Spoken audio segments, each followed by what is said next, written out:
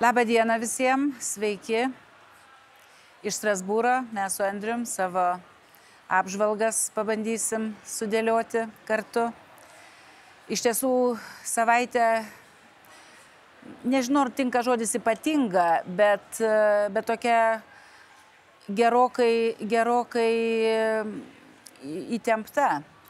Ir gal ne tiek dėl darbotvarkės, kuri visą laiką čia įtempta, bet dėl temos, kuri atėjo vėl į mūsų darbotvarkę su karu, su nauja karo banga.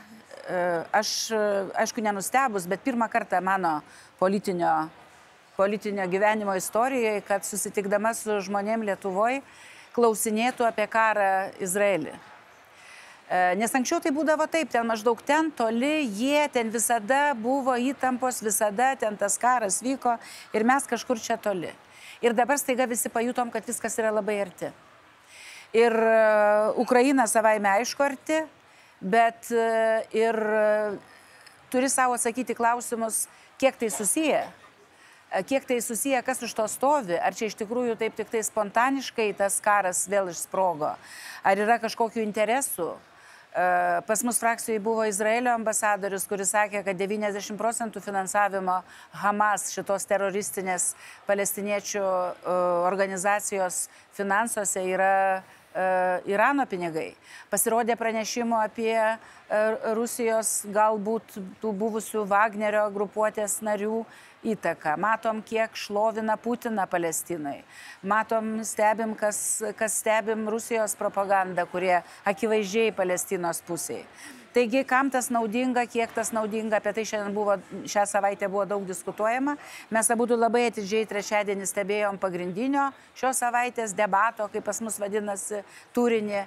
Aš tikėjausi aštresnių skirtumų tarp kairės ir dešinės, kadangi nepaslaptis, čia buvo ir viešai, Ursulos von der Leyen ir Robertos Metsolos, mūsų parlamento prezidentės, jų abiejų vizitas į Izraelį sukėlė daug nepasitenkinimo tarp kairiųjų. Net Borelis išreiškė savo tokį nepasitenkinimą.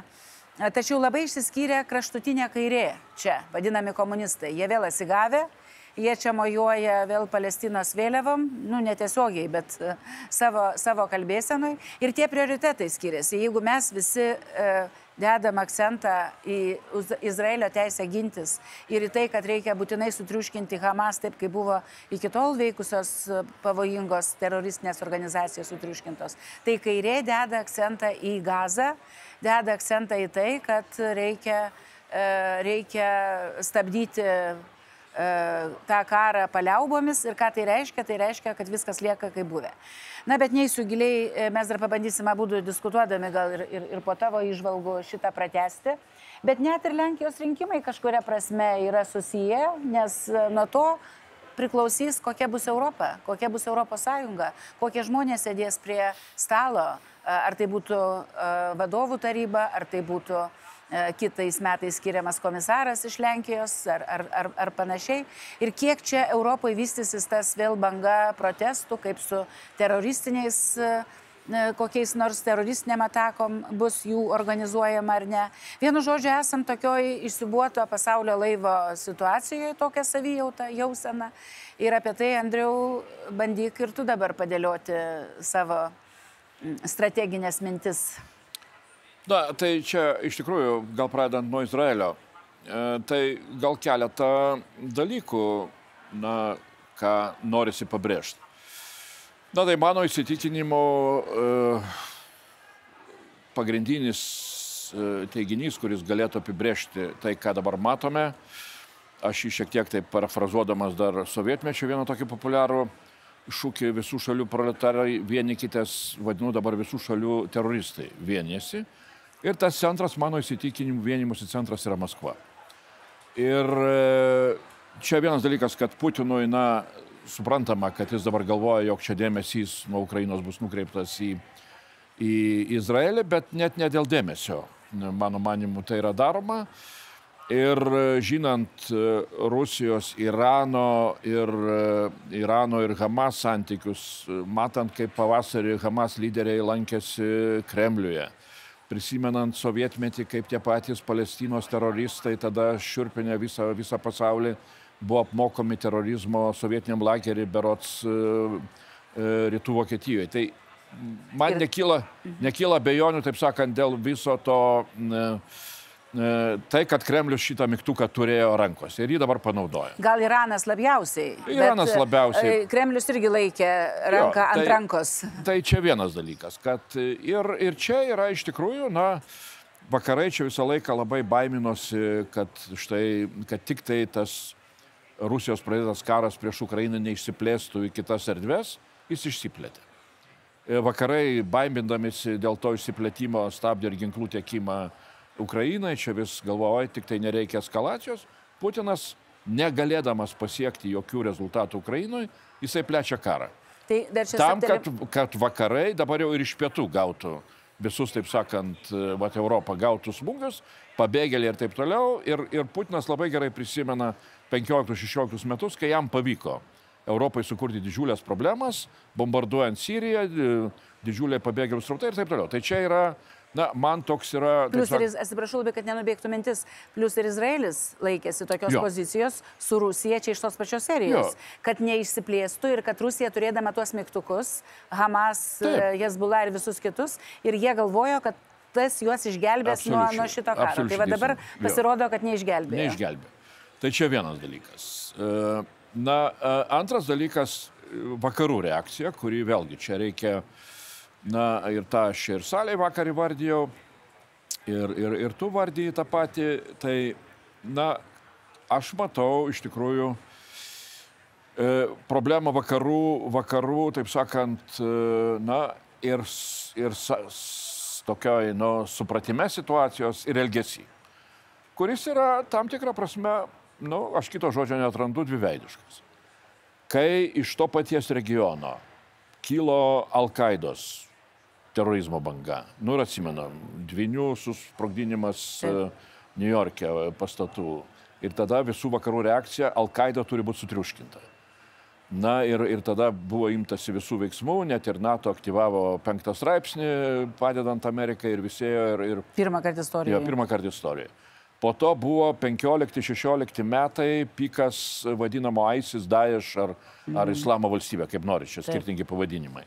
Kai vėlgi tokio pat masto teroristai su savo vėliavom, ideologinėm ir taip toliau užėmė didžiulės teritorijas Irako, Sirijos regionuose ir tada vakarai vėlgi ėmėsi labai konkrečių veiksmų su amerikiečių pagalba.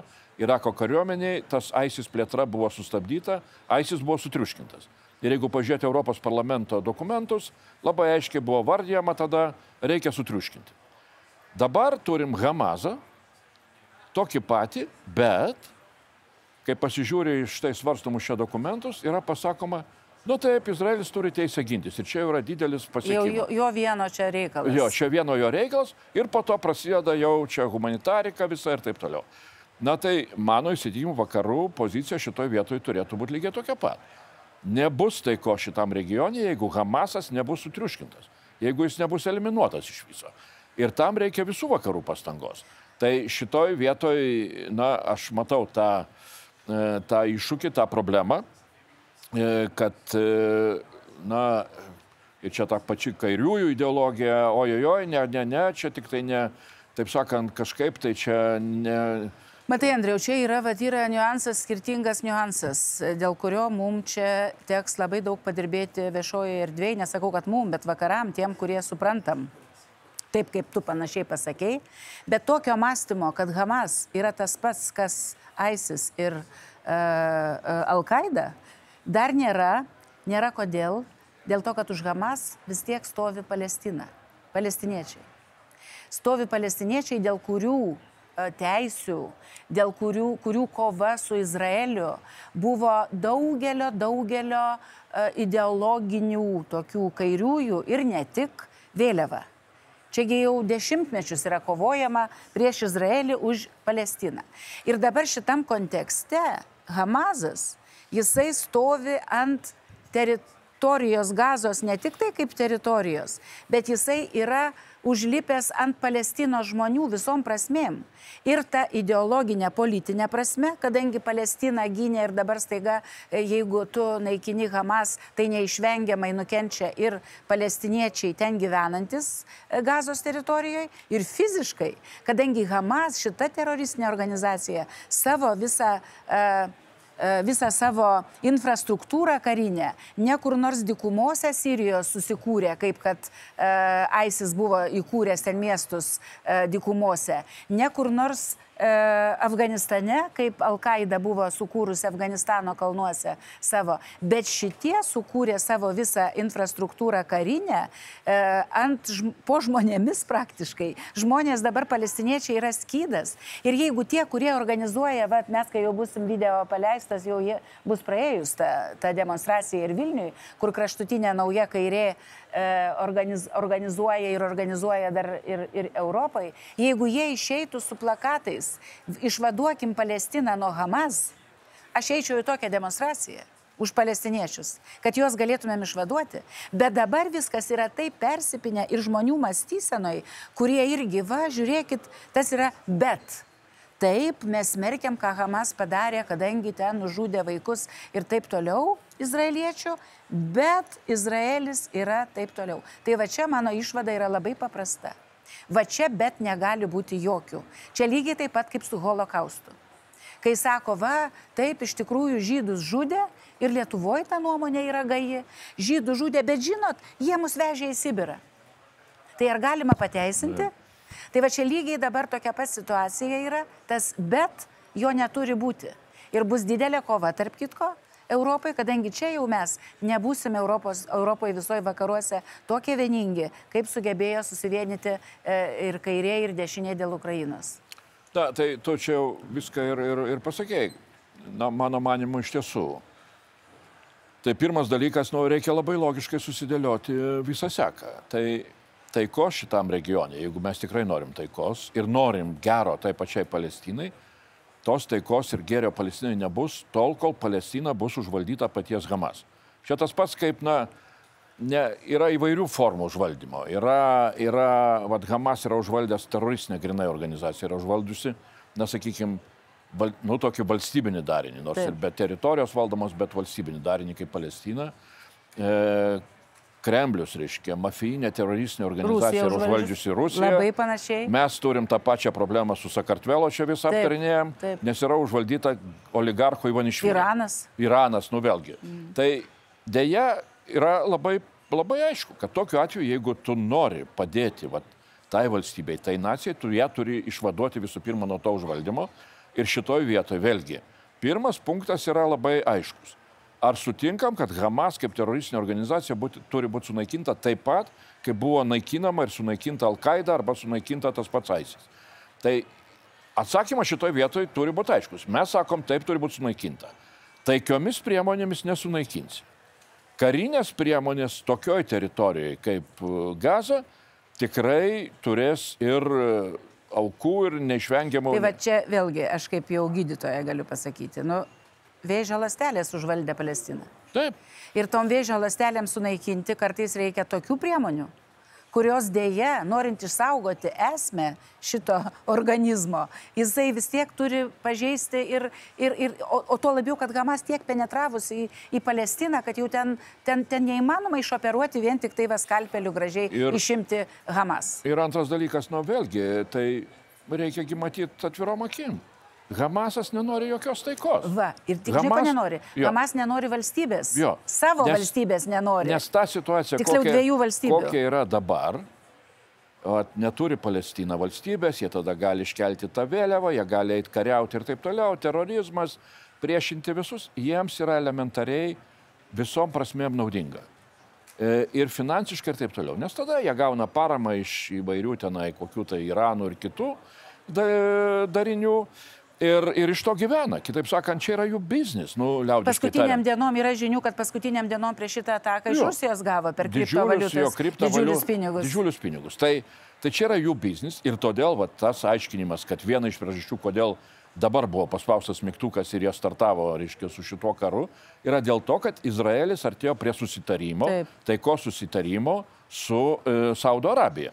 Taip kaip prieš tai buvo susitarimai su Jungtiniais Arabų Emiratais, su Kataru, va tie Abramo susitarimai, jie plinta per regioną, nes tai iš tikrųjų yra naudinga ir tom pačiom Arabų valstybėm, kurios, na, irgi buvo užvaldytos šitos idėjos atseit ginsim Palestiną ir naikinsim Izraelį. Taigi čia, kodėl Izraelis, pavyzdžiui, turi... Nepripažinta valstybė jų. Kai kurias teritorijas, čia vadino okupuotom ar taip toliau.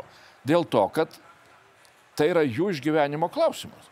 Nes tie patys Palestina ir didelė dalis arabų iki šiol visą laiką laikėsi nuostatos, kad Izraelis kaip toks darinys turi būti sunaikintas. Taip. Ir iš tų pačių ten vakarų kranto aukštumų labai patogu būdavo apšaudyti Jeruzalę ir Tel Avivą. Tai norint iš tikrųjų pasiekti, kad tai pačiai Palestinai atsirastų galimybės kažkaip kurtis ir egzistuoti, tai visų pirma turi būti sunaikintas Hamasas. Antras dalykas, tai turi būti sukurta visa aplinka taikos, pasirašytos taikos sutartys tarp Izraelio ir visų arabų. Ir arabai turi galų gale suprasti, kad Izraelis tikrai egzistuos ir jų pastangos čia kelti klausimą, kad reikia sunaikinti Izraelį, galų gale kenkia patiem arabam. Ir tada jau galima kalbėti apie tai, kaip turi būti realizuota palestiniečių valia. Tai va, čia dabar dedam tašką šitoj temoj, kadangi jau mūsų ir laikas toj baigsis. Ir vėlgi panašumas su ta pačia Rusija, teroristinė organizacija, kuris siekia sunaikinti Ukrainą kaip valstybę. Absoliučiai. Čia visiškai panašus dalykai. Tai Lenkijos rinkimai, gal čia atrodytų visiškai nesusiję dalykai, bet tik tai keletas sakinių, ką man reiškia šitie rinkimai, nors tarp kitko pas mus čia bus daug žmonių, sakys, va, žiūrėkit, prie Sikorskio, prie Tusko, kokie santykiai buvo, mes buvom vyriausybei, tada buvo problemų, bet aš esu kalbėjus ne kartą jau su mūsų kolegom čia, kurie dabar yra Europos parlamente, to pačiu Sikorskiu ir kitai, žinot, buvo kita situacija visai. Lenkijai, kaip ir jiem atrodė, kaip ir Angelai Merkel, kad čia reikia į šitą ašį eiti su vokiečiais, su prancūzais ir tada bandyti kurti Europos Sąjungą, tada ir Rusija kitaip atrodė daugam. Na, bet dabar jau, man atrodo, viskas yra pasikeitę, bet čia svarbiausia žinia yra dėl to, ypač kai jaunimo atėjo tiek daug balsuoti, kad Orbano tipo Europos Sąjungai perspektyvos nėra. Ir mūsų Lietuvoje taip pat lygiai tiem, kurie bando Lietuvą atsukti į kažkokį tai retrogradinį, orbanišką supratimą gyvenimo, irgi yra signalas. Iš Lenkijos visada ateidavo naujienos į mūsų kraštą. Tai aš manau, kad čia svarbiausia žinia yra. Tai visiškai teisingai. Iš tikrųjų, aš manau, kad mes gal dar turėsim kitų progų įvertinti žymiai plačiau Lenkijos rinkimų rezultatą ir signalus. Rezultatų žinom, bet kokie tai yra signalai. Ir aš turiu pasakyti, kad tikrai aš buvau labiau pesimistas. Artėjant tiem rinkimam mes čia matėm visas tas aistras ir taip toliau, ir kaip ta pati iki šiol buvusi valdžia ir televizija išnaudoja ir visus kitus dalykus. Man atrodė, kad tikrai, taip sakant, orbaniškai ir liks Lenkija. Tai tas pokytis, kuris dabar įvyksta, jis yra tikrai labai reikšmingas, nes, tas vaizdas, kaip galėjo atrodyti Centrinė Europa, jeigu būtų rezultatai Lenkijoje kitokie, jis būtų labai... Pridėkim Slovakiją. Jo, tai aš sakau, tai buvo man jau visiškas liūdesys ėmė, kad Centrinė Europa, tampa kažkokiu tai, nightmare man tas, taip sakant, siaubo... Košmaro naktinio paveikslo. Nes prieš porą savaičių Slovakijoje rinkimai reiškia, Orbano irgi tipo Fico laimi rinkimus ir jeigu čia dar Lenkijoje būtų įsivyrinę, tai būtų jau tikrai košmaras. Tai dabar iš tikrųjų yra ne tik tai toks vilties požymis, bet aš vis bandau atrasti savo atsakymą į klausimą, o kodėl Centrinė Europa štai buvo tokioj dobėj, populizmo, kažkokio radikalizmo, antieuropietiškumo ir taip toliau. Ir Lenkija pagaliau rodo tą pavyzdį, kad galima iš to išlipti, nes mes irgi to buvom gana stipriai paveikti. Visi čia Karbauskio, taip sakant, ir kiti dalykai labai panašios prigimties. Ir aš savo darau atsakymą labai paprastą. Iš esmės, taip liaudiškai tariant, privalumai, kuriuos mes gavom iš Europos Sąjungos, ir tai yra finansai, kūrė tą antieuropietišką populizmą. Nes į tuos finansus pretendavo visokie oligarchai ir taip toliau. Ir jie naudojo posovietinį mąstymą. Jie žino, kad labai paprasta yra mobilizuoti žmonės, parodant, kas yra priešas. Ir tariamai Europos Sąjunga yra didžiausia priešas. Tai lygiai taip pat su Hamasu, lygiai taip pat su Rusija, lygiai taip pat su Trumpu. Tas baigėsi ir čia labai teisingas pasakymas. Lietuvos, taip sakant, politikai ir kai kuriam lyderiam rimtai pagalvoti. Gerai, viskas. Ačiū. Mes šiandien labai daug užsikalbėjom, bet tikrai tiek daug temų, kad negaila bent jau man to laiko mūsų. Ačiū labai.